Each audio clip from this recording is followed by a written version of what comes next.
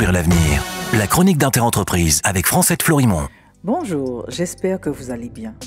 Hier, aidé de l'anthropologue sud-africain Jason Eichel, nous avons vu comment le PIB est un indicateur imparfait. Il ne prend en compte que les activités monétisées, qu'elles soient utiles ou destructrices. Sous cet éclairage, on comprend mieux comment les gouvernements envisagent, sans s'y lier, d'intégrer dans le calcul du PIB le commerce du trafic de drogue. La croissance à tout prix, je vous dis. Première grosse lacune donc, le PIB ne prend pas en compte les coûts de sa croissance. Seconde grosse lacune, le PIB ne prend pas en compte les activités économiques non monétisées, même lorsqu'elles sont essentielles à la vie et au bien-être des populations. Comme par exemple, cultiver soi-même son jardin et consommer ses légumes, nettoyer sa maison ou s'occuper soi-même de ses parents âgés. Ces actions ne sont prises en compte que si la société s'en charge.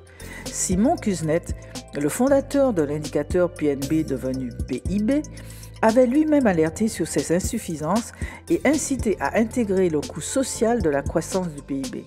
Mais rien n'y a fait. Cet indicateur imparfait est aujourd'hui considéré comme la mesure essentielle du progrès économique. En tant que tel, cet indicateur n'a pas d'impact sur le monde.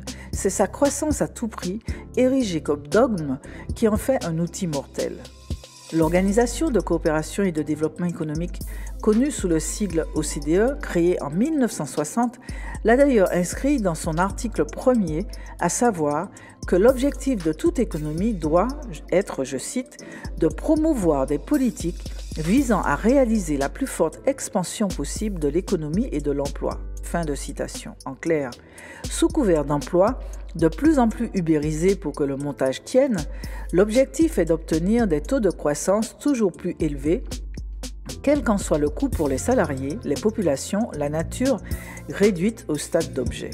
Cette doctrine, poussée à son extrême, entraîne une hausse de la pauvreté, des inégalités, du chômage et la destruction de la planète. Voilà la machine infernale dans laquelle se trouve l'économie mondiale depuis 60 ans. En fait, le PIB mesure la bonne forme du capitalisme et elle est affolante. À demain, prenez soin de vous. Décodons le présent pour mieux construire l'avenir. La chronique d'Interentreprise avec Francette Florimond.